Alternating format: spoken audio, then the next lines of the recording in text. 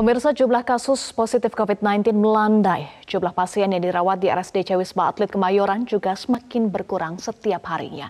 Untuk informasi selengkapnya, sudah bergabung bersama kita jurnalis MGN Diza Wardoyo, langsung dari kawasan Wisma Atlet Kemayoran.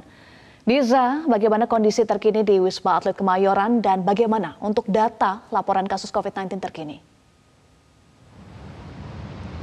Baik Eva dan juga pemirsa, untuk update kasus COVID-19 dan juga kondisi terkini dari data terakhir yang kami dapatkan melalui keterangan tertulis dari Humas RSDC Wisma Atlet Kemayoran per hari ini tanggal 22 Desember pagi tadi tidak ada penambahan jumlah pasien di Tower 5 dan Tower 6 yang memang menjadi lokasi perawatan pasien COVID-19 di Wisma Atlet Kemayoran.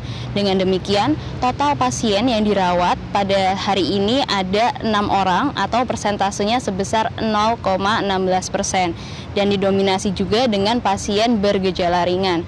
Kondisi di Wisma Atlet Kemayoran saat ini juga terpantau lengang dan sepi. Hal tersebut juga sejalan dengan pernyataan Presiden Republik Indonesia Joko Widodo yang sempat mengatakan akan mencabut PPKM dan PSBB di seluruh Indonesia, meskipun keputusan tersebut memang belum final karena masih menunggu hasil kajian dari pihak-pihak terkait.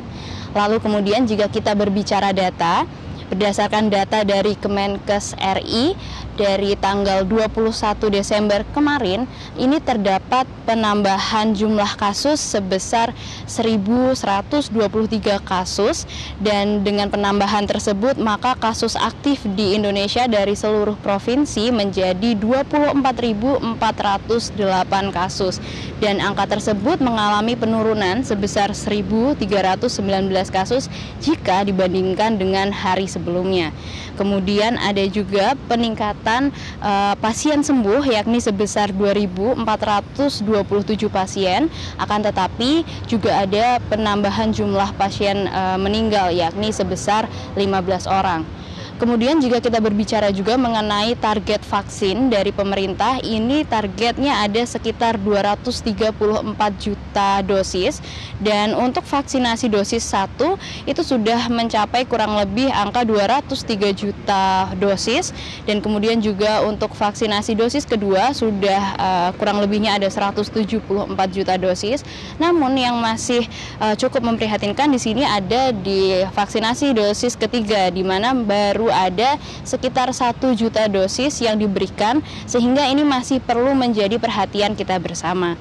Kemudian juga untuk 5 besar provinsi dengan kasus positif COVID-19 tertinggi, ini ada di DKI Jakarta, disusul dengan Jawa Barat, Banten, Jawa Timur, dan Jawa Tengah.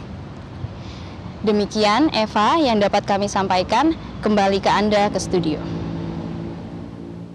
Baik, terima kasih Diza Wardoyo untuk informasi Anda.